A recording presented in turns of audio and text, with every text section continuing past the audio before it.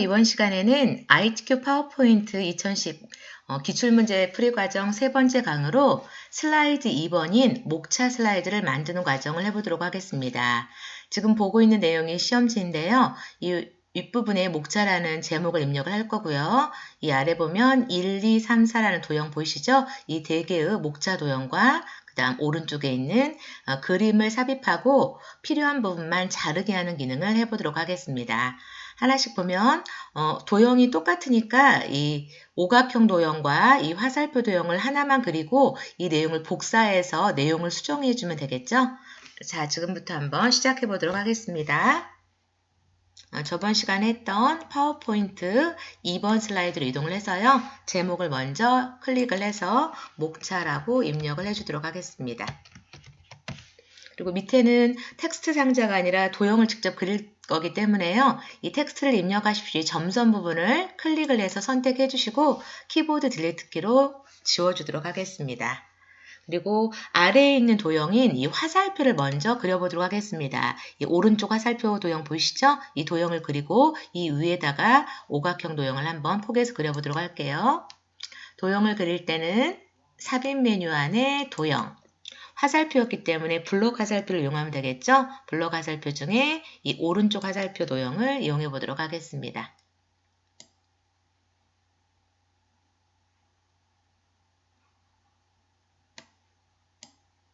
그리고 이번에도 저번 시간과 했던 것처럼 이 선 없음이라는 조건이 있기 때문에요. 이 시험지에 보면은 1번에 이 도형 안에 들어가는 글꼴은 궁서의 24포인트, 도형의 선 없음이라는 조건이 있죠. 이 조건에 따라서 선을 한번 없애보도록 하겠습니다.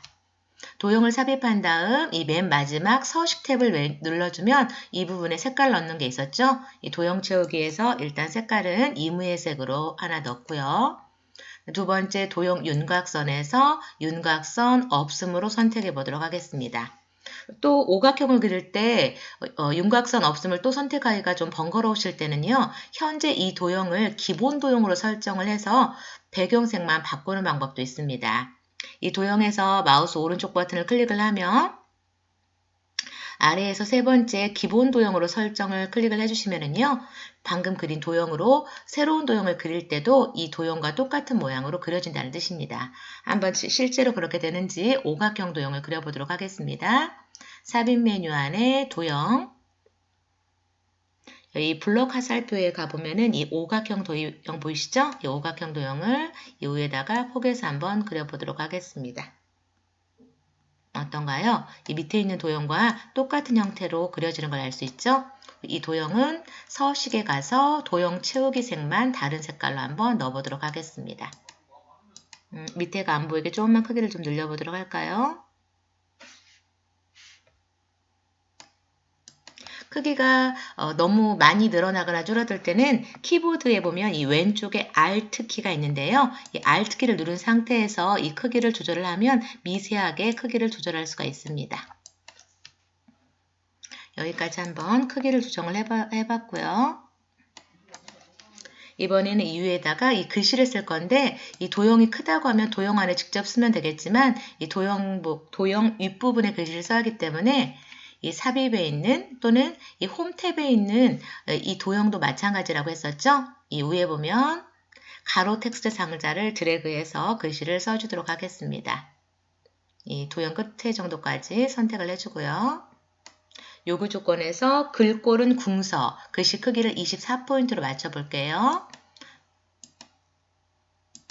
글꼴은 궁서, 크기는 24포인트.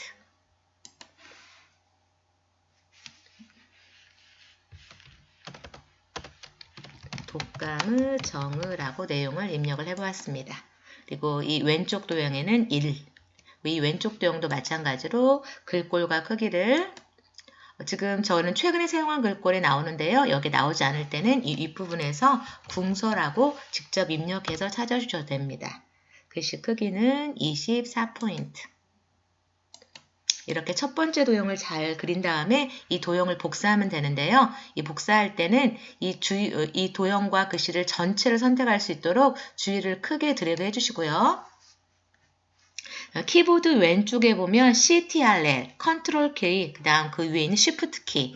보통 이 컨트롤 키를 누르는 의미는 이 도형을 복사하겠다는 의미고요. Shift 키를 같이 눌러주는 거는 이 아래쪽으로 수직으로 반듯이 이동하면서 복사하겠다는 의미입니다.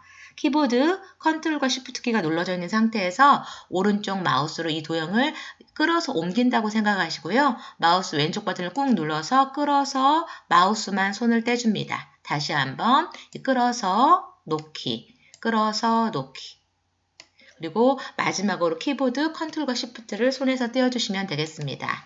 이 문구만 이를 딜리트로 지우고 이 I자일 때 클릭을 해서 기존에 있는 글씨를 딜리트로 지워주고 유인물과 같게 숫자를 한번 바꿔주도록 하겠습니다. 그리고 두 번째 내용은 독감과 감기의 차이점.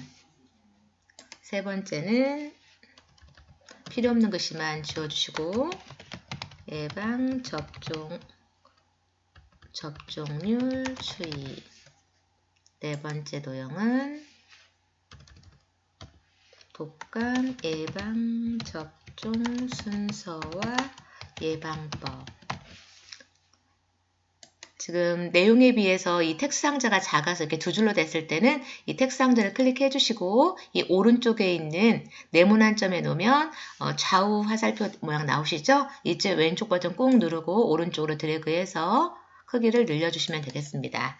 제가 마우스를 끌어서 이동하다 보니까 이 간격 차이가 좀 안 맞는데요. 다시 이 부분만 선택을 해서 미세하게 이동할 때는 이 방향키를 눌러주셔서 이동하셔도 됩니다.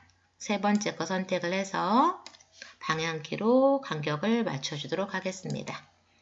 이렇게 했고요. 그 다음에 이 오른쪽에 그림을 한번 넣어보도록 하겠습니다. 삽입해서 그림. 요구 조건에 보면 그림 5번을 넣으라고 했는데요. 이 그림 5번을 선택하고 삽입.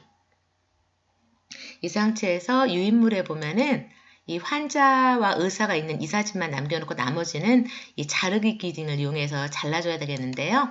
이 그림이 선택되어 있는 상태에서 맨 마지막 서식 탭에 가보면 이 자르기라는 글씨 말고 이 부분, 이 도형을 아이콘을 클릭해 주시면은요, 이 도형 모서리가 이렇게 칼 같은 모양이 되는데요. 이 왼쪽에 있는 데 놓고 드래그해서 이렇게 윗부분도 이렇게 잘라보도록 하겠습니다. 최종적으로 자르기 위해서 원하는 만큼 그림이 됐으면 이 자르기 위에 있는 이 칼 같은 아이콘 보시죠? 이 아이콘을 한 번 더 클릭해 주도록 하겠습니다. 그래서 적당한 위치로 옮겨줄 거고요.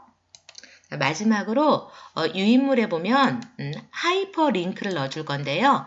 이 주거문에 보면 여기 독감과 감기의 차이점에 1번이라고 써있죠.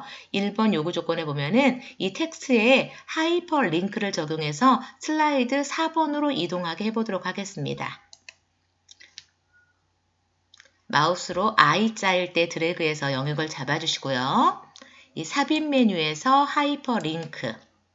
현재 문서에 링크를 걸 거기 때문에 이 왼쪽에서 현재 문서 슬라이드 4번 원하는 요구 조건에 있던 슬라이드 4번을 선택하고 확인을 클릭을 해주면은 이렇게 파란색으로 글씨가 바뀌면서 하이퍼링크가 걸린 걸 확인할 수 있습니다.